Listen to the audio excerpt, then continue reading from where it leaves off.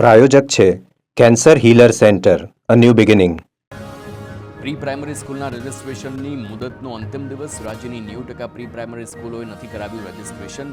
અંતિમ દિવસ છતાં પ્રી સ્કૂલના સંચાલકોએ નથી કરાવ્યું રજિસ્ટ્રેશન. સરકાર તરફથી રાહતની આશાએ સંચાલકો નથી કરાવી રહ્યા રજિસ્ટ્રેશન. 1.5 મહિના પૂર્વે થયેલી બેઠકમાં સરકારે રાહતની આપી હતી બાંહેધરી. પંચમહાલમાં સહકારી બેંક ફડચામાં લઈ જવાનો પત્ર વાયરલ. ગોધરાના કાંકણપુરની મહાલક્ષ્મી કોઓપરેટિવ ક્રેડિટ સોસાયટી અંગેના પત્ર વાયરલ થયો છે. વિવિધ વેપાર ધંધા સાથે સંકળાયેલા 200થી વધુ ખાતેદારોના નાણાં ફસાયા છે. પત્ર વાયરલ થતાં ખાતેદારો બેંક પહોંચ્યા. છેલ્લા એક સપ્તાહથી બેંકને લાગેલું છે તાળું.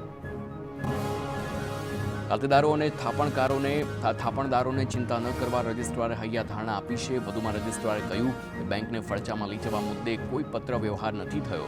સોશિયલ મીડિયામાં વાયરલ થયેલ પત્ર કચેરીને ન મળ્યો અને પણ રજિસ્ટ્રારે જણાવ્યું છે ડિપોઝિટની પાકતી મુદત વીતી જવા છતાં નાણાં પરત ન મળતા લોકો મુશ્કેલીમાં મુકાયા. સુરતના મોટા બોરસરામાં સગીરા પર સામૂહિક દુષ્કર્મનો મામલો. સુરત કોર્ટે બંને આરોપીઓને દોષિત જાહેર કર્યા છે. આરોપી મુન્ના પાસવાન અને રાજુ વિશ્વકર્મા દોષિત જાહેર.